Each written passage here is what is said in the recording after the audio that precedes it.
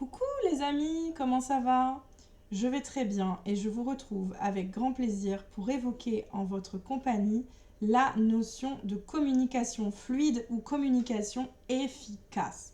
Attention, je ne dis pas que vous ne savez pas vous exprimer, que vous parlez toutes et tous très mal.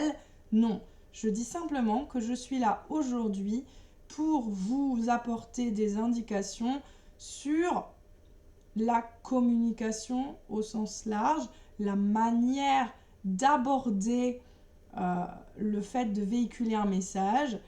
Cette vidéo, je l'espère, va vous éviter bien des conflits et des malentendus. Alors, pour ce faire, pour ne pas y aller frontalement et pour faire en sorte que les choses se passent pour le mieux, on pratique une règle de communication très connue qui est la règle des 7 C. C comme courtois, on est poli envers son interlocuteur, complet, on essaye de ne rien oublier, concis, on ne fait pas des tartines, correct, on s'exprime dans un bon niveau de langue, pas trop familier et pas trop pompeux non plus, cohérent, on essaye de ne pas donner l'impression de perdre les pédales, clair et concret. Vous pouvez bien entendu donner des exemples marquants, mais pas trop non plus. Il ne faut pas faire l'effet listing, qui est un effet fort peu apprécié. Alors maintenant, on va essayer de rentrer un peu plus dans le sujet, de creuser un peu plus cette idée de communication efficace. D'abord, votre message, il doit être adressé à la bonne personne au bon moment. Si vous voyez que votre interlocuteur n'est pas disposé à vous écouter, différez votre message, l'envoi de votre message ou la formulation de votre propos. Vous devez au préalable vous être renseigné sur votre interlocuteur. Est-ce qu'il a un niveau social donné? Est-ce qu'il nous vient d'ailleurs? Est-ce que vous avez des normes culturelles à respecter pour ne pas commettre d'impair, etc., etc., etc. Le bon moment, la bonne personne, les bons renseignements. Vous devez attendre une réaction de la part de votre interlocuteur. Votre message ne sera compris et ne sera entendu que si votre interlocuteur vous le montre en réagissant d'une manière ou d'une autre, par un mot, par un geste, par une expression faciale, etc., etc., etc. Je vous parle de messages compris.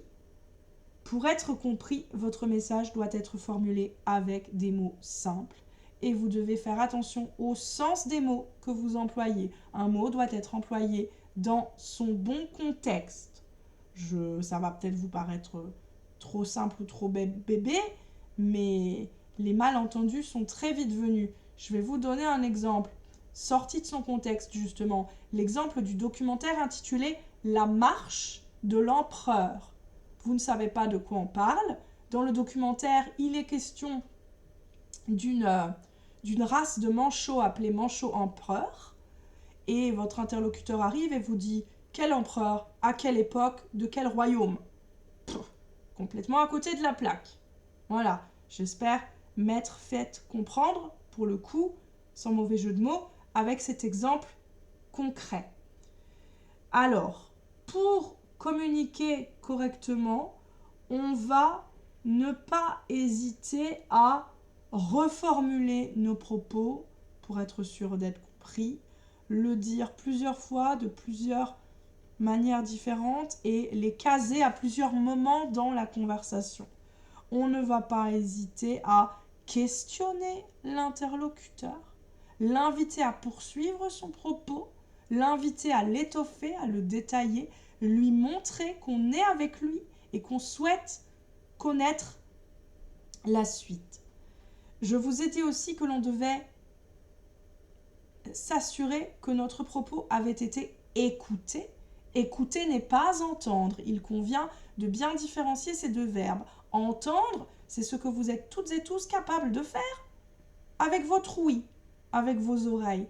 Écouter, c'est prendre en considération ce qui a été dit, agir ou réagir en conséquence.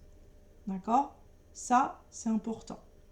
Il faut toujours tâcher de formuler des propos de manière positive pour ne pas froisser l'interlocuteur.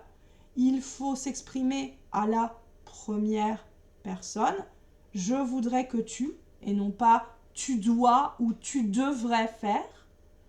Il faut exprimer un désir et non pas un rejet. Je souhaite que tu, je voudrais que tu, et non pas je ne veux plus que tu ne dois plus jamais, ou des choses comme ça. Et le cas échéant, pour ne pas bloquer la communication, si l'on n'a pas l'occasion d'avoir son interlocuteur en face de soi, si l'on est dans l'obligation de recourir à la langue écrite, il convient d'utiliser des codes, des images, ou des codes de la langue écrite tels que des smileys dans la modernité d'aujourd'hui, hein, le smiley bisou, le smiley qui pleure, qui sourit, etc., etc., pour essayer au maximum de détendre l'atmosphère.